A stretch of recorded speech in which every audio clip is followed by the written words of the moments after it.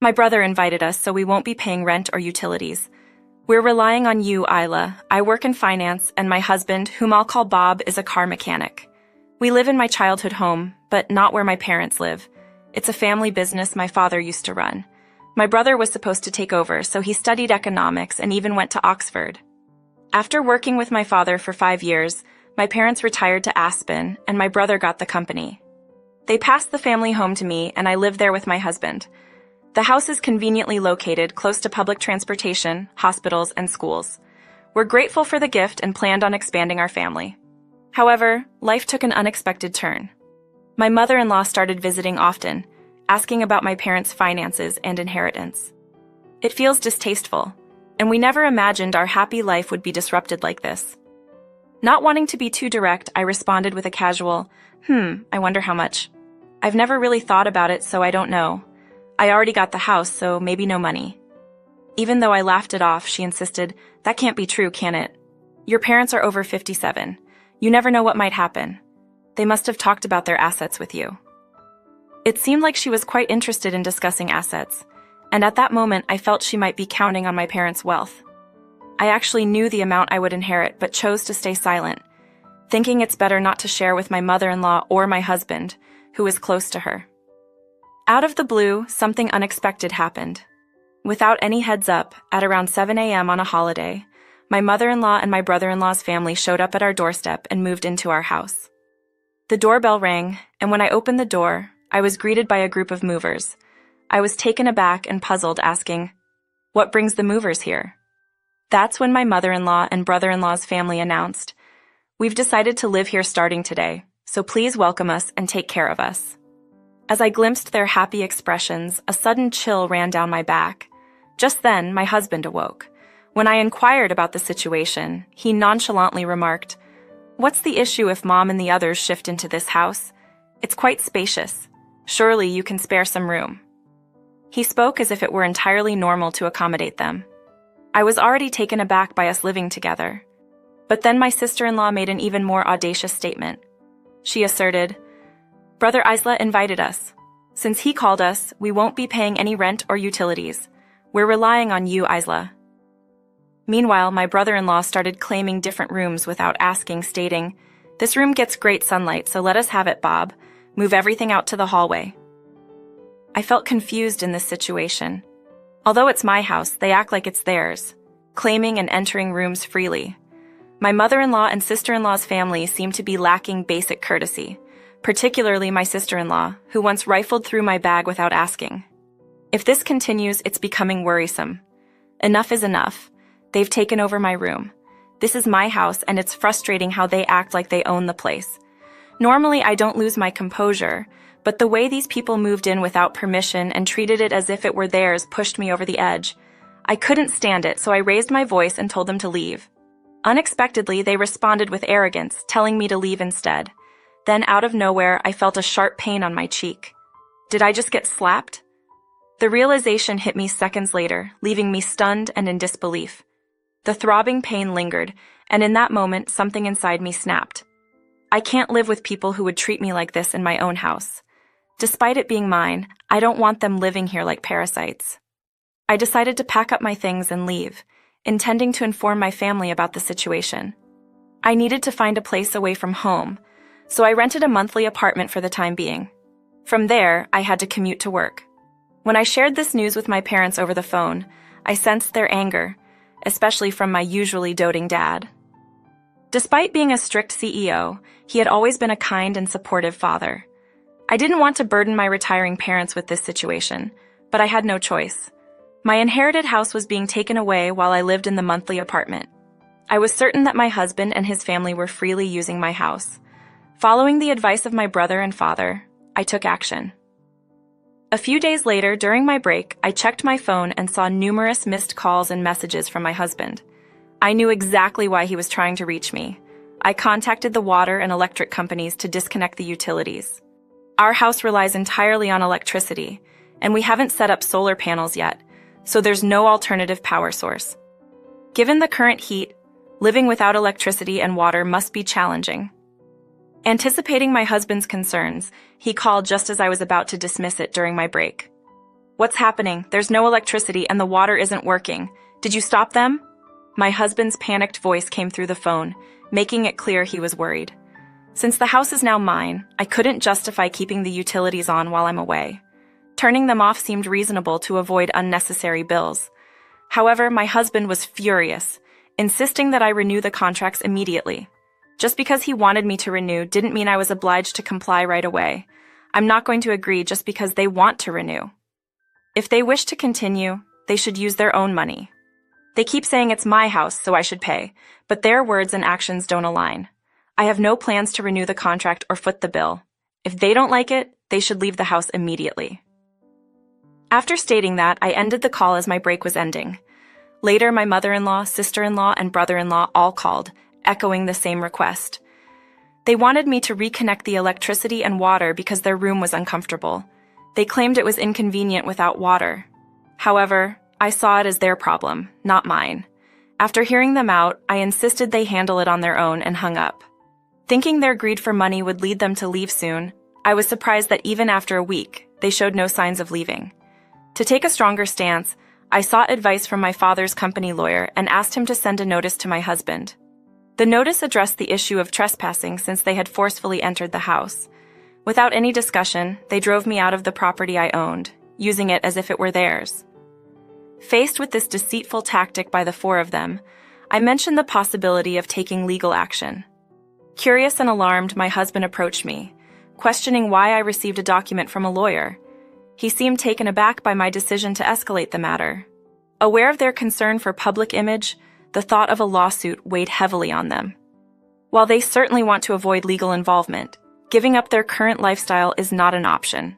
Hence, they are likely strategizing to convince me to let them continue as they are. Seeing through my husband's intentions, it's clear he's trying to manipulate the situation. However, I refused to entertain their proposals. I didn't give in to my husband's demands. In response, he lost his temper, forgetting he was at work, and shouted at me, telling me to stop acting all high and mighty just because things got a bit tricky.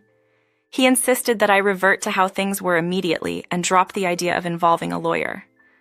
Despite his angry outburst, it didn't bother me at all. In fact, I found his phone call annoying, thinking about how audacious it was for him to try taking over someone else's house. No matter how much he yelled or shouted, my stance remained unchanged. If he continued to occupy the property without my consent, I was determined to take legal action. I told him to think carefully before making any moves. Despite his ongoing rant over the phone, I ignored him and hung up, considering it a waste of time.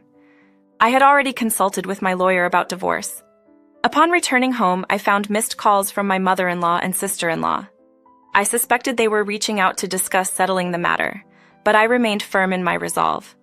To avoid wasting more time, I decided to block their numbers, putting an end to their incessant calls. Faced with the prospect of legal action, my husband's proud family couldn't bear the pressure. They packed their bags and left the house. Following their departure, the lawyer stepped in, facilitating smooth divorce negotiations. I took the opportunity to arrange for a house cleaning service, restoring my home to its sparkling clean state.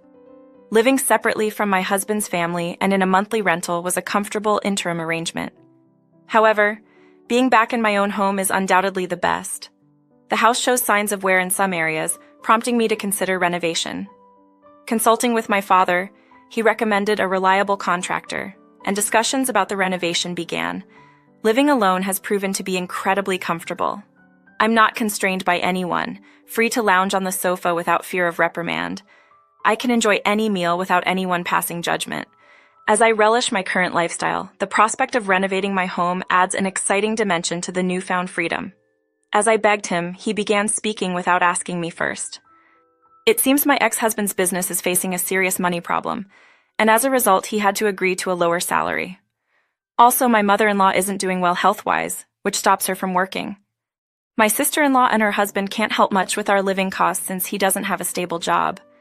Even though my sister-in-law is juggling several part-time jobs, most of her earnings are used to settle the debts accumulated by my brother-in-law. The situation is really hard, and my ex-husband is having a tough time making ends meet.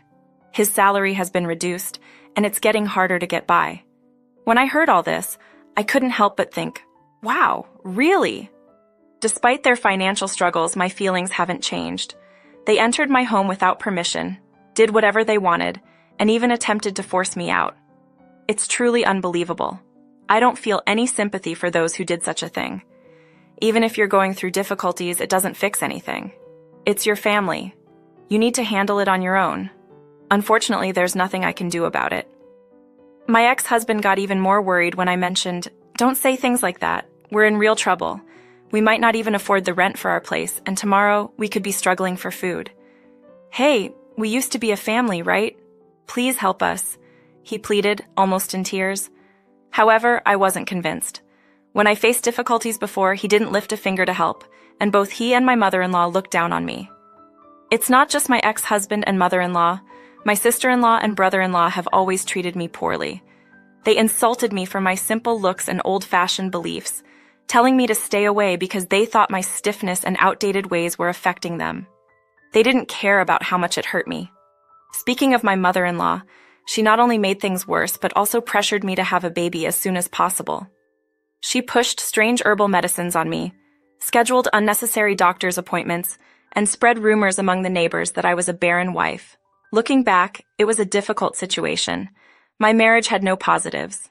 My ex-husband, once kind, turned into my mother-in-law's puppet after we wed. On the first day my mother-in-law came to our house, I was away for an appointment. She got upset and cried to my husband, saying she wanted to see Isla, but I wasn't there.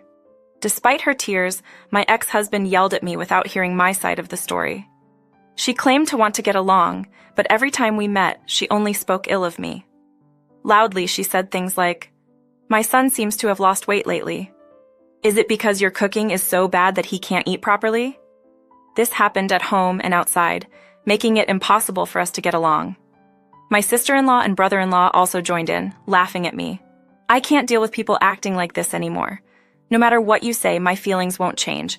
I can't assist you guys, so I'm ending this call now. Please don't contact me again." I hung up the phone and blocked the new number, knowing my ex-husband might change it and try to contact me again. To avoid this, I decided to change my phone number at the store over the weekend. But before I could do that, those 4 individuals took action.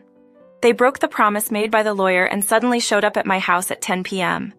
They were banging on the door, yelling without considering the late hour. I called out, "What's the matter at this hour?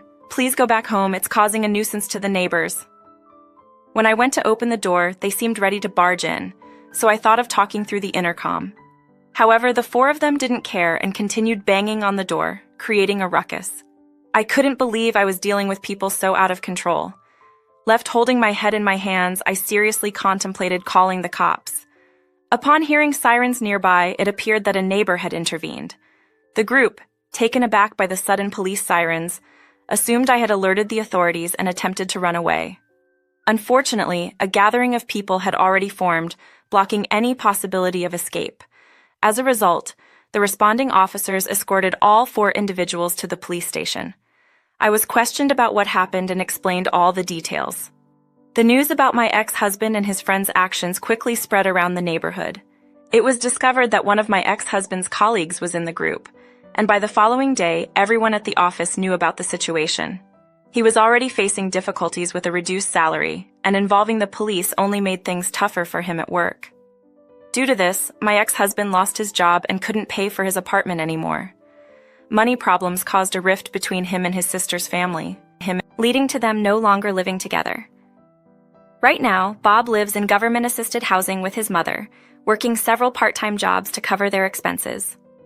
Even his mother, dealing with financial challenges, has taken up part-time work a few days a week, trying hard to earn some money.